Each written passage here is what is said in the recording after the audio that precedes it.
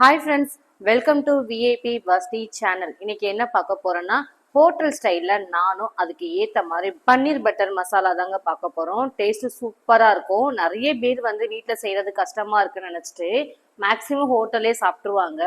இனிமே அந்த மாதிரி பண்ணாதீங்க. வீட்லேயே ஈஸியான மெத்தடில் எப்படி செய்யலாம் நான் செஞ்சு காமிக்க போகிறேன். உங்கள் எல்லாருக்கும் ரொம்ப ரொம்ப யூஸ்ஃபுல்லாக இருக்கும்.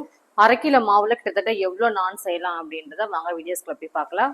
வீடியோஸை ஸ்கிப் பண்ணாமல் பாருங்கள். ஒவ்வொரு விஷயம் நான் சேர்ப்பேன். ஸோ அதெல்லாம் நீங்கள் பார்க்கணுன்னா நீங்கள் ஸ்கிப் பண்ணாமல் பார்த்தீங்கன்னா மட்டும்தான் தெரியும். ஃபஸ்ட் டைம் சேனலில் பார்க்குறவங்களா இருந்தீங்கன்னா சப்ஸ்கிரைப் பட்டனை கொஞ்சம் கிளிக் பண்ணிக்கோங்க. பக்கத்தில் இருக்கிற பெல் ஐக்கானை கிளிக் பண்ணும்போது ஆல்ன்ற ஆப்ஷன் கொடுத்தீங்கன்னா நான் போடுற வீடியோஸ் எல்லாமே உங்களுக்கு ஆன் த ஸ்பாட்டில் வந்து சேரும். வாங்க வீடியோஸ்குள்ளே போகலாம். 2 கப் அளவுக்கு மைதா மாவு எடுத்துக்கலாம். 2 கப்போட அளவு ரேஷியோ பார்த்தீங்கன்னா 500 கிராம்ஸ். எந்த மாவு பாக்கெட் மைதா மாவுனாலும் யூஸ் பண்ணிக்கலாம். இந்த பிராண்ட் தான் யூஸ் பண்ணணும் கிடையாது. 1/4 டீஸ்பூன் உப்பு, அதே அளவுக்கு 1/4 டீஸ்பூன் சர்க்கரை, 2 ஸ்பூன் கட்டியாக இருக்க தயிரை ஆட் பண்ணிக்கலாம். 1 ஸ்பூன் குக்கிங் ஆயில். மாவை ஃபுல்லாக கையால் மிக்ஸ் பண்ணிவிட்டு அதுக்கப்புறம் கொஞ்சம் கொஞ்சமாக தண்ணி ஊற்றி மாவை ஃபுல்லாக பிசைஞ்சு எடுத்துக்கலாம். லூஸாகவும் இல்லாமல் டைட்டாகவும் இல்லாமல் நார்மலாக நம்ம சப்பாத்தி மாவுலாம் எப்படி பிசையுமோ அதே மாதிரி மெத்தட் தான். தண்ணி மட்டும் பார்த்து அளவாக சேர்த்துக்கோங்க. தண்ணி எக்ஸஸ் ஆகிட்டாலும் ஒன்றும் இல்லை, கொஞ்சம் எக்ஸ்ட்ரா மைதா மாவு சேர்க்குற மாதிரி இருக்கும்.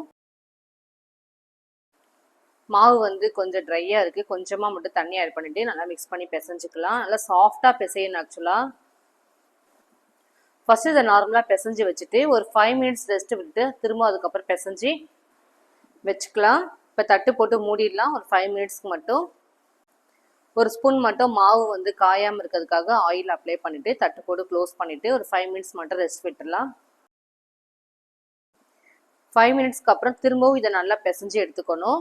பவுலில் நீங்கள் பிசைய முடிஞ்சால் பிசைஞ்சுக்கோங்க, இல்லைன்னா நீங்கள் கிச்சன் ஃப்ளோருக்கு பாருங்கள், அதில் கூட நல்லா பிசைஞ்சு எடுத்துக்கலாம். நல்லா இந்த மாதிரி தொடச்சி எடுத்துட்டு நம்ம பிசைறதுல அந்த மாவு வந்து அவ்வளோ சாஃப்டாக இருக்கும். டச் பண்ண உடனே அப்படியே நல்லா சாஃப்டாக இருக்கும். அந்த மாதிரி நம்ம பிசையணும். 2 கையால் நல்லா அழுத்தம் கொடுத்துட்டு ஒரு 10 நிமிஷம் மட்டும் இதை பிசைஞ்சு எடுத்திங்கன்னா போதும். ஆயில் மாவு எதுவுமே சேர்க்க வேணாம், ஏற்கனவே நம்ம எல்லாமே சேர்த்துருக்கோம். அதை அப்படியே நம்ம போட்டு பிசைய தான் போகிறோம். நல்லா பிசைஞ்சு எடுத்துக்கோங்க.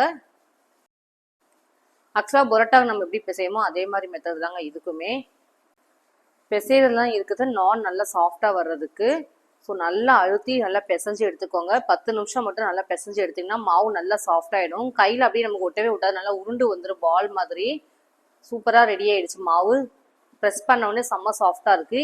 இதை திரும்பவும் அதே பவுலில் ட்ரான்ஸ்ஃபர் பண்ணிட்டு தட்டு போட்டு மூடிடலாம். இல்லைனா ஈரமான துணி எதாவது நினச்சி கூட க்ளோஸ் பண்ணிவிடுங்க. ஒரு 1/2 அன் ஹவர் மட்டும் இதை ரெஸ்ட் விட்டுடலாம். அதுக்குள்ளே நம்ம வந்து பன்னீர் பட்டர் மசாலா செய்ய ஆரம்பிச்சிடலாம். வீட்டில் ரெடி பண்ண பன்னீர் தாங்க. கடையிலலாம் நான் பன்னீர் வாங்க மாட்டேன் எப்போவுமே. கடையிலலாம் எப்படி பன்னீர் செய்கிறாங்கன்னே தெரிய மாட்டுது. இது நம்ம வீட்லேயே பசும்பாலில் ரெடி பண்ணி எடுத்து வச்சுருக்க பன்னீர் தான் இது. பன்னீரை இந்த மாதிரி க்யூப்ஸாக கட் பண்ணிக்கோங்க. ஒரு பேனில் கொஞ்சமாக ஆயில் சேர்த்து தனி மிளகாய்த்தூள் 1/4 டீஸ்பூன், கொஞ்சமாக பன்னீர் தேவையான அளவுக்கு 1/4 டீஸ்பூன் உப்பு, மஞ்சள் தூள் சேர்த்துட்டு லைட்டாக அதை வறுத்துட்டு பன்னீர் நம்ம கட் பண்ணி வச்சுக்க பாருங்கள், அதை லைட்டாக போட்டு ஃப்ரை பண்ணிக்கலாம். கிறிஸ்பி ஆகணும் கிடையாது, லைட்டாக கலர் மாற வரைக்கும் ஃப்ரை பண்ணி எடுத்தால் போதும். மசாலா எல்லாமே நமக்கு அந்த பன்னீரில் ஊறும், அதுக்காக தான் நம்ம லைட்டாக ஃப்ரை பண்ணி எடுக்கிறோம். சில பேர் டேரெக்டாகவும் போட்டு செய்வாங்க. அந்த மாதிரி பண்ணும்போது பன்னீர் சாப்பிடும்போது நமக்கு ஒன்றுமே இல்லாத மாதிரி இருக்கும், காரமே அந்த உப்பு எல்லாமே.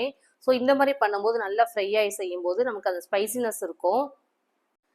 பன்னீர் ஃப்ரை பண்ணியாச்சு, அப்படியே இருக்கட்டும். நெக்ஸ்ட் தக்காளி எடுத்திருக்கேன். ஒரு 6 தக்காளி சின்ன சின்னதாக கட் பண்ணி எடுத்துக்கலாம். இது எல்லாத்தையும் மிக்ஸி ஜாரில் சேர்த்து ஃபைன் பேஸ்ட்டாக தான் அரைக்க போகிறோம். பேஸ்ட்டாக அரைச்சி செய்யும்போது நமக்கு அந்த பன்னீர் வந்து கொஞ்சம் அந்த கிரேவி கன்சிஸ்டன்சி அதிகமாக இருக்கும். கட் பண்ண தக்காளியை மிக்ஸி ஜாரில் சேர்த்துக்கலாம். ஒரு துண்டு இஞ்சி, கொஞ்சமாக பூண்டு, 2 ஹவர்ஸ் முன்னாடியே முந்திரி பருப்பை தண்ணியில் ஊற வச்சுருக்கேன், அதையும் ஆட் பண்ணிக்கலாம். 2 பச்சை மிளகாய், காஷ்மீரி சில்லி பவுடர் 1 ஸ்பூன். அவ்வளோதான், தண்ணி எதுவுமே ஆட் பண்ண வேணாம். தக்காளியில் இருக்கிற நமக்கு அந்த தண்ணி கொஞ்சம் லிக்விடாகவே இருக்கும். ஃபைன் பேஸ்ட்டாக நல்லா கிரைண்ட் பண்ணி இந்த மாதிரி எடுத்துக்கோங்க. பன்னீர் பட்டர் மசாலாவுக்கு மசாலா ஃபுல்லாக ரெடி பண்ணியாச்சு. இப்போ நம்ம செய்ய ஸ்டார்ட் பண்ணிடலாம். ஒரு பேனில் தேவையான அளவுக்கு ஆயில் சேர்த்து பட்டர் ஆட் பண்ணிக்கலாம். பட்டர் நல்லா மெல்ட் ஆகட்டும். சோம்பு, கிராம்பு, அன்னாச்சிப்பூ, பிரிஞ்சி இலை, 2 பட்டை கலர் மாற வரைக்கும் லைட்டாக வதக்குனா போதும். 3 பெரிய வெங்காயத்தை ஃபைனாக சாப் பண்ணி எடுத்துருக்கேன். எவ்வளோ ஃபைனாக சாப் பண்ண முடியுமோ அந்த மாதிரி சாப் பண்ணி வச்சுருக்கிறத ஆட் பண்ணிக்கலாம். இந்த வெங்காயம் எல்லாமே நல்லா கலர் மாற வரைக்கும் வதக்கி எடுக்கணும். வெங்காயம் போடுறது தெரியாத மாதிரி இந்த மாதிரி வதக்கி எடுத்துக்கோங்க. வதக்குனதுக்கப்புறம் கரம் மசாலா தூள் 1 ஸ்பூன், மஞ்சள் தூள் 1/4 டீஸ்பூன், கொஞ்சமாக உப்பு, தக்காளி அரைச்சி வச்சுருக்கோம் பாருங்கள், அந்த பேஸ்ட்டை இப்போ ஆட் பண்ணிக்கலாம். மசாலா இருக்கிற பச்சை வாசனை எல்லாம் போகிற மாதிரி 2 நிமிஷம் மட்டும் இதை வதக்கிட்டு மிக்ஸி ஜாரில் கொஞ்சமாக தண்ணி சேர்த்து கலக்கி இதோடு சேர்த்து ஆட் பண்ணிக்கலாம். ஸ்டவ்வை ஹை ஃப்ளேமில் வச்சு இதை நல்லா கொதிக்க வைக்கணும். கிரேவி கன்சிஸ்டன்சி வர மாதிரி இதை கொதிக்க வச்சு எடுத்துக்கோங்க. அப்பப்போ தட்டை ஓப்பன் பண்ணிட்டு லைட்டாக மிக்ஸ் பண்ணி விடுங்க. முன்னாடிக்கு இப்போ தண்ணி கொஞ்சம் குறைஞ்சிருக்கு, கிரேவி கன்சிஸ்டன்ட்ல வந்திருக்கு. ஸ்டவ்வை இப்போ நம்ம மீடியம் ஃப்ளேமில் வச்சு தட்டை போட்டு மூடி திரும்பவும் இதை நீங்கள் குக் பண்ணிங்கன்னா எண்ணெய் எல்லாம் மேலே வர ஆரம்பிக்கும். அதுக்கப்புறம் லாஸ்ட்டாக பன்னீர் ஆட் பண்ணிக்கலாம். கிரேவி ரெடி ஆகிடுச்சு, ஆயில் எல்லாம் மேலே வந்திருக்கு. லாஸ்ட்டாக வந்து இறக்கும் போது ஒரு 5 நிமிஷத்துக்கு முன்னாடி பன்னீரை சேர்த்துட்டு நல்லா கொதிக்க வச்சு எடுத்திங்கன்னா சூப்பராக ரெடி ஆகிடும். மணக்க இருக்கும். லாஸ்ட்டாக கொஞ்சம் கசூரி மேத்தியை மட்டும் சேர்த்துக்கோங்க. சூப்பராக ரெடி ஆகிடுச்சு பன்னீர் பட்டர் மசாலா. அவ்வளோதான், கொத்தமல்லி தூவி இறக்கிட வேண்டியதான்.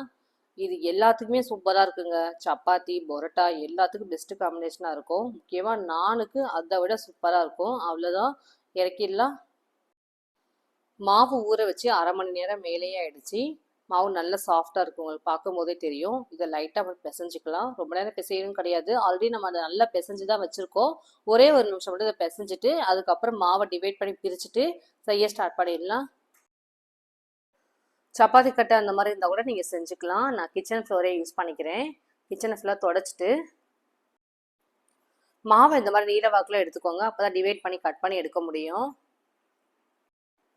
இந்த மாதிரி பிரித்து எடுக்கும்போது ஈவனாக நம்ம ஒரே மாதிரி இருக்கும். நான் செய்யும்போது நல்லா அழுத்தி பிசைஞ்சு எடுத்திங்கன்னா இந்த மாவு செம்ம சாஃப்டாக இருக்கும். எல்லாத்தையும் ஒரு பிளேட்டில் எடுத்து வச்சிடலாம். ஒவ்வொரு உருண்டைகளாக எடுத்து இப்போ நம்ம செய்ய போகிறோம். ஃப்ளோரில் கொஞ்சமாக மைதா மாவு ஆட் பண்ணிக்கலாம்.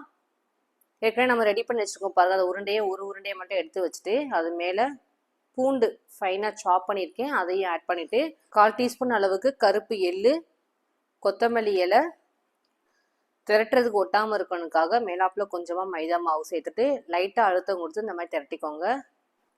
ஓவல் ஷேப்பில் தான் திரட்ட போகிறோம், சர்க்கிளாக நம்ம திரட்ட போகிறதில்ல. நான் அப்போ தான் நல்லாயிருக்கும்.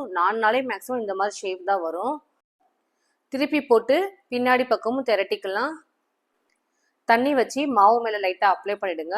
அப்போ தான் நம்ம ஹீட் பண்ணி எடுக்கும்போது விழுகாமல் இருக்கும். ஸோ அதுக்காக தான் நம்ம தண்ணி அப்ளை பண்ணுறோம். தண்ணி அப்ளை பண்ணுறதுனால ஒன்றுமே ஆகாது. நல்லா ஃபுல்லாகவே ஸ்ப்ரெட் பண்ணி தண்ணி அப்ளை பண்ணிக்கோங்க. இதை எடுத்து அப்படியே தோசை தவாவில் சேர்த்துக்கலாம். தோசை தவா காயக்கூடாது, ஈரமாக தான் இருக்கணும். ஈரமாக இருக்கும்போது தான் இது நம்ம சேர்க்கணும். ஈரமாக இருக்க தோசை தவாவில் டேரெக்டாக நம்ம அந்த மாவை சேர்த்துட்டு அப்படியே குக்கரை கவுத்தி போட்டுங்கன்னா நமக்கு அந்த உள்ளே இருக்கிற லேயர் எல்லாமே நல்லா வெந்து வரும். மேலே இருக்கிற நல்லா நான் எல்லாமே நல்லா குக் ஆகும். பார்த்தீங்களா, நல்லா குக் ஆகிடுச்சு, கலர் மாறிடுச்சு. பேனை திருப்பிட்டு அடிப்பகுதி நல்லா குக் பண்ணிக்கலாம். நல்லா வெந்ததுக்கப்புறம் 2 பக்கம் மாற்றி வெந்ததுக்கப்புறம் ஒரு பிளேட்டில் எடுத்து வச்சிடலாம். ஒரு பிளேட்டில் வச்சுட்டு பட்டர் மட்டும் 1/4 டீஸ்பூன் அளவு சேர்த்து நல்லா ஸ்ப்ரெட் பண்ணிக்கலாம் மேலாப்பில். அப்போ தான் நமக்கு அந்த மேலே வந்து ட்ரை ஆகாமல் நல்லா சாஃப்டாக இருக்கும் பட்டர் சேர்த்துக்கிறதுனால.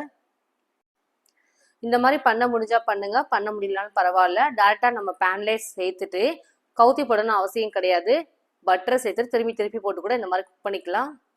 நம்மளோட இஷ்டம் தான், எப்படி வேணாலும் செய்யலாம். பட் கடையில் இருக்க மாதிரி நான் வேணா நான் ஃபஸ்ட்டு செஞ்ச மாதிரி செய்யுங்க. நான் ரெடி ஆகிடுச்சு, செம்ம சாஃப்டாக சூப்பராக ரெடி ஆகிடுச்சு. இதை அப்படியே ஒரு பிளேட்டில் எடுத்து சர்வ் பண்ணி சாப்பிட்லாம். எங்கள் வீட்டில் அடிக்கடி இந்த நான் தாங்க வேணும், என்னோட கிட்ஸு கேட்பாங்க, என்னோட ஹஸ்பண்ட் கேட்பாங்க. ஏன்னா எல்லாருக்குமே இது ரொம்ப பிடிக்கும். அதுவும் முக்கியமாக இந்த பன்னீர் பட்டர் மசாலாவோட தான் அந்த நான் சாப்பிடுவேன்னு சொல்லுவாங்க. ஏன்னா அது ரெண்டோட காம்பினேஷன் சூப்பராக இருக்கும். மேக்ஸிமம் நான்னாலே ஹோட்டலில் போய் தான் நிறைய பேர் சாப்பிடுவீங்க.